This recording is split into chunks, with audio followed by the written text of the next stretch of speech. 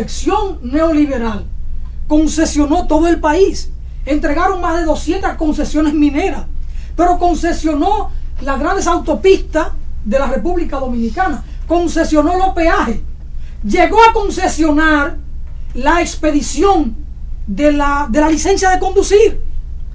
Y miren la información que sale ahora, que el Estado subsidia con 4.400 millones de pesos los peajes del nordeste, de la carretera o de la autovía que va de las Américas a Samaná, en Agua.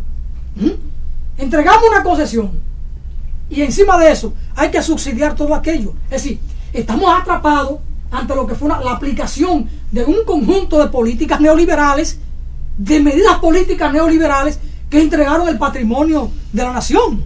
Bueno, en ese caso, de esas concesiones, usted puede buscar detrás de eso, que no se va a ver nunca, la política del lobby, los sobornos. Para entregar una concesión así, en esas condiciones, en que el Estado ahora mismo está perdiendo, o ha perdido ya 4.400 millones de pesos, y que cuando ellos sean, o sea, cuando el peaje sea rentable, no le van a devolver ni un solo centavo de eso al Estado, y las ganancias se dan solo para ellos. Para que eso suceda así, tiene que haber de por medio los sobornos, la política del lobby. Y ya lo vimos en Wikileaks, ya lo habíamos visto cuando denunciaron al ex ministro de Turismo y a otro ministro. Pero recuerda que aquí hubo Obras Públicas, tuvo en este gobierno que intervenir los peajes de la región este porque no pagaban. Y no solo eso, denunció que la Odebrecht había sobrevaluado obras por 50 millones de pesos de dólares para la construcción de la carretera San José de Ocoa Piedra Blanca, y por eso le dieron para atrás ese contrato. ¿Sabe por qué pasa esto en la República Dominicana? Porque aquí los partidos políticos viven divididos. El PLD no es mayoría en el país, como Balaguer tampoco nunca fue mayoría, solo que los otros se dividían en 300 pedazos. Usted tiene ahí al PRD dividido en más de 2 pedazos, porque Atoy-de-Can representa un pedazo del PRD, porque usted tiene una izquierda y los grupos progresistas, democráticos, alternativos, como se le quiera llamar, dividido en 67 pedazos. Entonces, por eso Leonel, que estudió bien el pensamiento y la práctica política de Balaguer, que superó a Maquiavelo, se puso el traje de Balaguer y se ha hecho dueño del país. Por eso Danilo gobierna, pero el poder lo tiene Leonel Fernández, dice Reyes Álvarez. Y dicen que él se blindó con todas las cortes. ¿Y usted cómo ve el tema de la división de los políticos de la República Dominicana? Yo creo que sí, que como izquierdista que soy, como revolucionario, ¿Es izquierdista? Yo creo que sí, que nosotros no hemos hecho una contribución mayor al proceso revolucionario de nuestro país, precisamente porque estamos atomizados, estamos divididos. A mí me da un poco de vergüenza cuando yo voy a algunos eventos internacionales. Yo he ido 2 veces al encuentro de los partidos políticos del progresista al que invita, al que celebra el PT mexicano, el Partido del Trabajo mexicano. Y a mí me da vergüenza que Brasil, con 200 millones de habitantes, lleva 4 delegados, 2 del Partido Comunista Brasileño y 2 del PT. Y nosotros, con 8 millones de habitantes, llevamos 16, 17 delegados, representando 8 partidos políticos de izquierda, democráticos, revolucionarios. Yo creo que esa atomización tiene una razón histórica que no la vamos a analizar ahora, y me parece que es un problema serio para la posibilidad del cambio en la República Dominicana. A mí me parece que hay esfuerzos importantes. Hay un esfuerzo de Alternativa Revolucionaria y Patria para Todos que quieren fundirse. Hay un esfuerzo que encabeza Narciso Saconde con la izquierda revolucionaria, que tiene un conjunto de grupitos que también quieren fundirse. Yo creo que eso es bueno. Nosotros hemos constituido una corriente importante, democrática, popular, en el Frente Amplio, que agrupa a las principales organizaciones de izquierda, y eso ayuda a que desatomicemos el país. Y me parece que la perspectiva del cambio político en República Dominicana, del cambio democrático, progresista profundo, están precisamente en la capacidad de encontrarnos, en la capacidad de desprendimiento, en la capacidad de comprendernos, en la capacidad de elaborar una estrategia común y una táctica común que permita tomar el gobierno para tomar luego el poder. Porque hay una cosa clara: salvo el poder, todo es ilusión. Las políticas públicas y los cambios sociales hay que llevarlos a cabo desde el poder. Por eso nosotros pensamos que ciertamente tenemos que resolver esa falencia, esa falla histórica. Tenemos que superar los sectarismos y las atomicidades, y tenemos que construir un gran polo progresista patriótico que permita realmente ese salto y alcanzar gobiernos que cuestionen desde la propia democracia representativa su incapacidad. Demos un salto a la democracia participativa y nos enfilemos en la lógica del ALBA. En esa lógica nosotros podemos realmente, con una visión nueva de la integración, con una actitud nueva frente al imperio y con una defensa ardorosa de nuestros recursos y patrimonios nacionales, encauzar el país por la senda del cambio profundo. Y eso para el país es la única posibilidad de redención social en un mediano y largo plazo. Don Higinio, mire, el propio sistema desborda su mala práctica y desborda su inconducta. La Cámara de Cuentas acaba de informarle al país que en el año 2012, y esto va a espantar a Reyes Álvarez, hubo gastos por más de 187.000 millones de pesos sin documentación. Es decir, el dinero del pueblo se gasta sin ningún control, no hay documentación, no hay soporte, y entonces no se puede auditar, ni se puede traducir a la justicia quien haya mal utilizado estos fondos. Lo otro es que uno tenga que partir de una premisa general: todos fueron mal administrados porque no hay documentación, cuando hay normas contables, institucionales, que tienen que tener un soporte.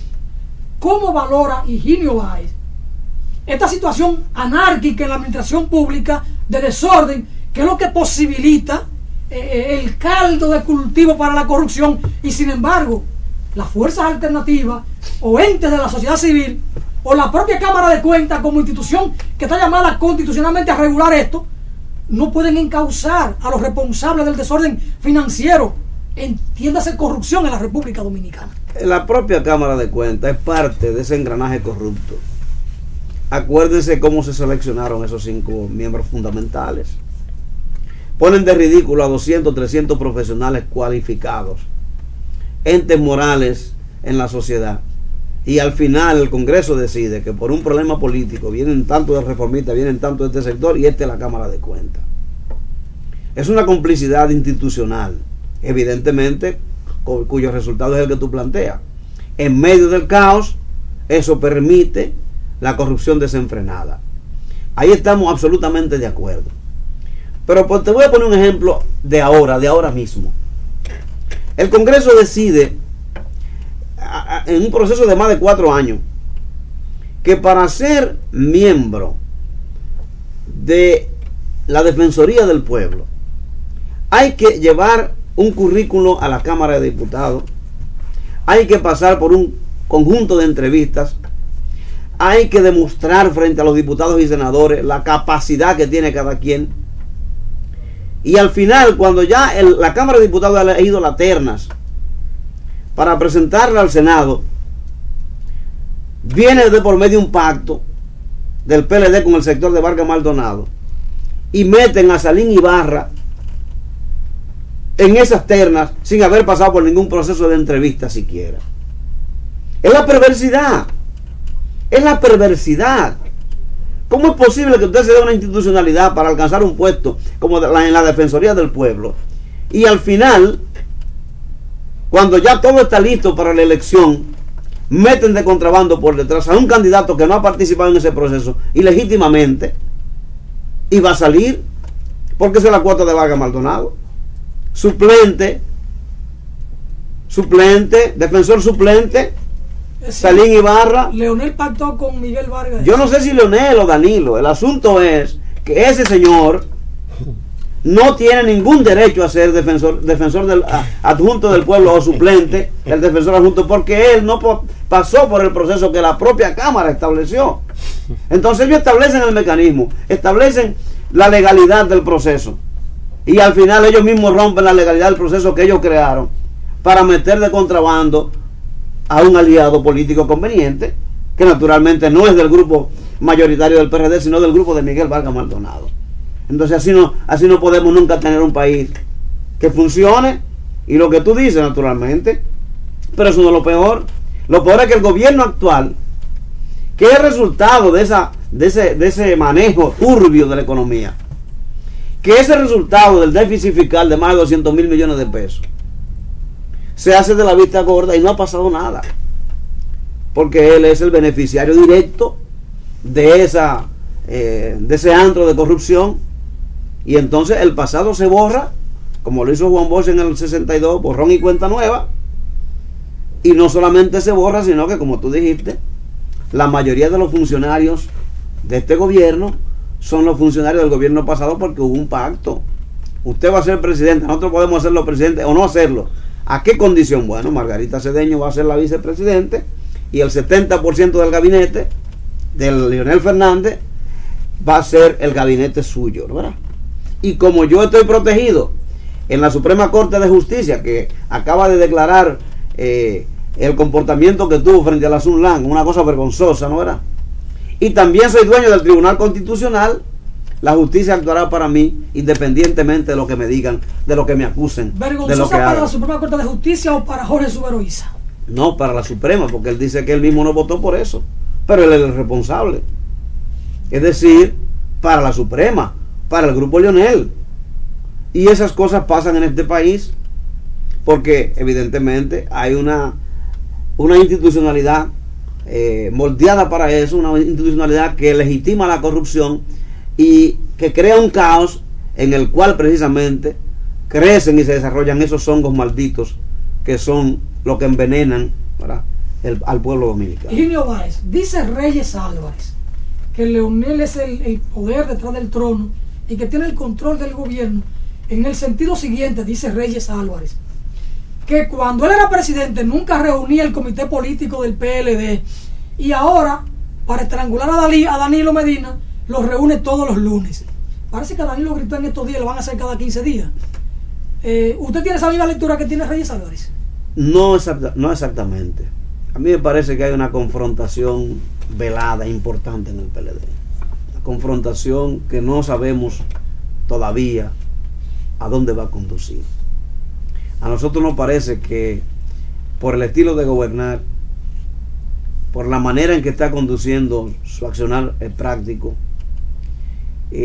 por la permisibilidad para que por lo menos se salgan las informaciones sobre la conducta de Leonel Fernández, hay un choque de trenes en el PLD. Y ese choque de trenes, en la medida que pasa el tiempo, a quien más desfavorece no es a Danilo Medina, es a Leonel Fernández, porque el poder es el poder. Ustedes recordarán cuando alrededor de 22, 23... El poder es el poder. ¿Y quién tiene el poder, Leonel o Danilo? En este momento, el poder del Estado, que maneja 430,000 millones de pesos dominicanos del presupuesto, que maneja la asignación de los presupuestos para todas las obras que se hacen en el país, que tiene el control de el poder, ¿es Leonel o es Danilo? Que tiene el control de la nómina nacional. En este momento el poder lo representa Danilo. Ahora bien, pero usted me dice que esa confrontación va a favorecer a Leonel y no a Danilo. No, al revés. Pero me dice que Danilo es el poder. No, al revés. Al final del camino, esa confrontación favorecerá cada vez más a Danilo Medina, porque tiene mecanismos realmente, primero de acumulación económica. Pero él está a los pies de Leonel. Bien. Le mantiene todos sus funcionarios corruptos. Sí, pero fíjate lo siguiente. Dice Reyes Álvarez. Sí, fíjate lo siguiente. El gobierno de Danilo no tiene un año todavía. En la medida en que se consolida y que todas estas asquerosidades van surgiendo, él se va posicionando mejor, porque esta es una sociedad alienada.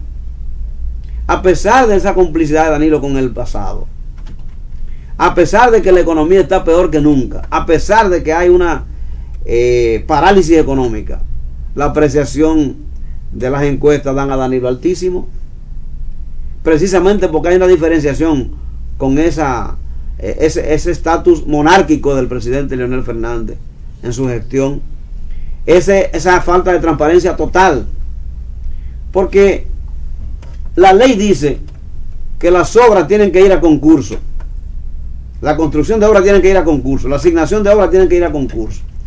Leonel Fernández nunca permitió un concurso, eran obras grado a grado.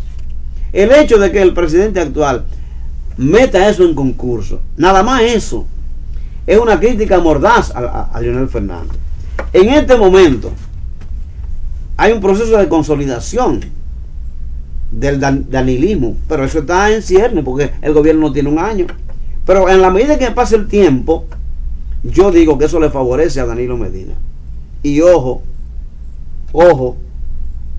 aunque en este momento todo el mundo dice que Leonel Fernández va a ser candidato del PLD en el 16, eso necesariamente no tiene que ser así. Peluche dice que no.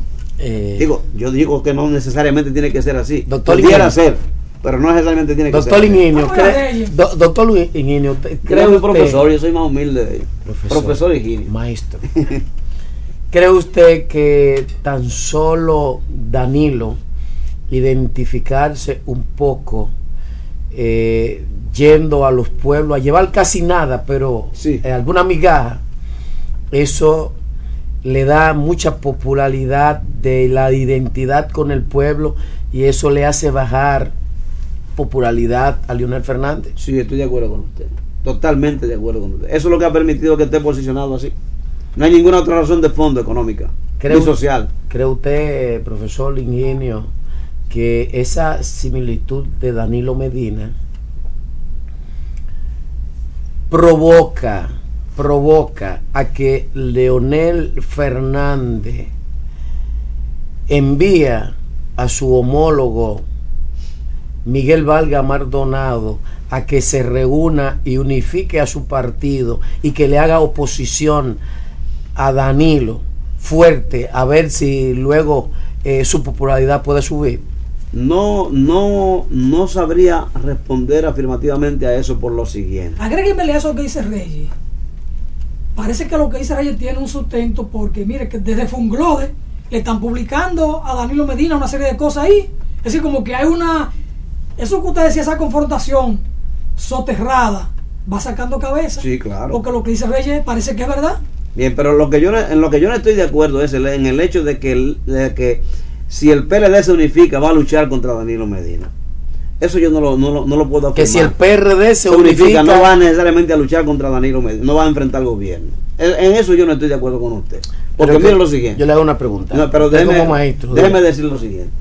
Si el PRD, que en este momento encabeza Hipólito Mejía, o digamos el PRD que no es de Miguel Vargas, que es mayoritario, el PRD real, hubiera sido más inteligente, en vez de estarse buscando decisiones en los tribunales que ninguno le va a favorecer porque está a favor de la división del PRD y por tanto favorecerá a Miguel Vargas, que estuviera en las calles. Y si estuviera en las calles, entonces sí obligar al gobierno a decidirse por el grupo mayoritario.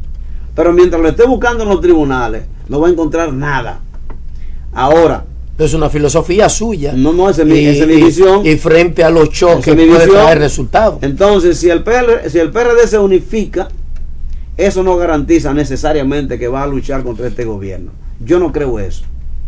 Lo que yo pienso es que los sectores más progresistas, si se unifican, entonces sí pueden crear una situación difícil al gobierno, porque en todas partes del país, si usted ve la televisión y ve la prensa, todos los días hay focos de resistencia, pero aislados.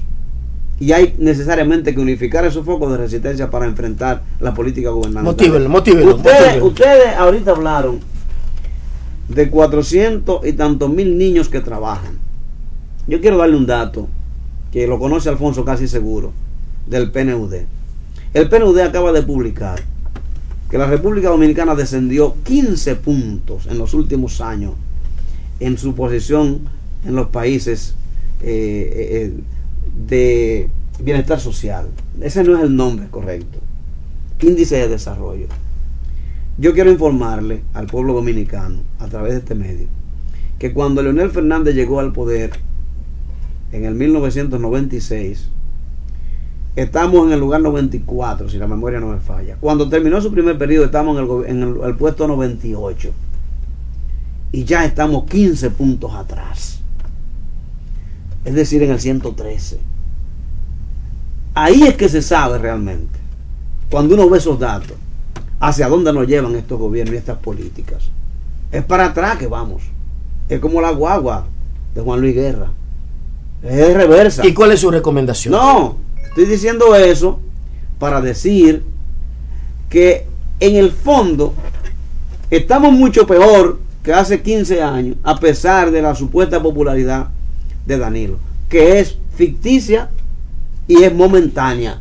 Eso no se va a sostener en el tiempo. O del crecimiento económico sostenido de que habló. Exactamente, eso es ficticio y es momentáneo, eso no se va a sostener.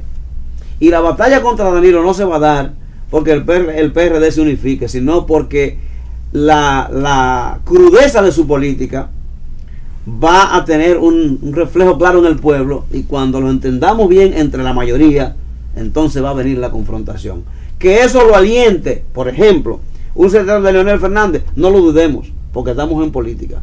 Pero la verdad es que eso no se sostiene, porque el nivel de parálisis económica es tal que nosotros que tenemos un carrito viejo, a veces nos damos cuenta que a las 6 de la tarde uno camina por las avenidas sin problema, y antes, un año, 2 años atrás, era imposible caminar. Eso quiere decir que hay una recesión insoportable de la economía. Entonces yo creo que la salida de este pueblo es, primero, unificarnos más, como decía el compañero Alfonso, insertarnos más en el trabajo con el pueblo, organizar más a nuestro pueblo y dar la pelea. Don Ingenio, a mí me pareció oír a Balaguer con todas esas figuras. Pero no me compare. No, yo sé que no, pero en otra área. Yo sé que usted es un hombre clásico, pero por lo menos para hacer la similitud, sí, pero clásico, pero que pertenecía a otra filosofía ateniense y cosas. Conservador, tiene solo nombre. Bueno, conservador. Pero y don Ingenio, claro. Pero don Ingenio es más clásico. Pero ¿usted cree que frente a la crisis que existe de valores, Leonel Fernández con la Robal no ha podido mantener esa popularidad porque no Leonel hace caso omiso? Yo mencionaba a un rey que se llamaba Roboboam, que precisamente por su nombre en Israel él caminaba detrás del pueblo para darle latigazo, alimentarse del pueblo y no adelante para guiar al pueblo. Frente a esto, y este hombre lo que está haciendo, llevando cositas y haciendo ver como que él está preocupado, aunque él le hace ver que está preocupado, pero atrás está la masa, como la Barrigol, que se está robando todo, y él amenaza y dice, sí, pero mira, ¿qué ha hecho la Barrigol ahora? Ha mandado su grande representante, ¿pero a qué?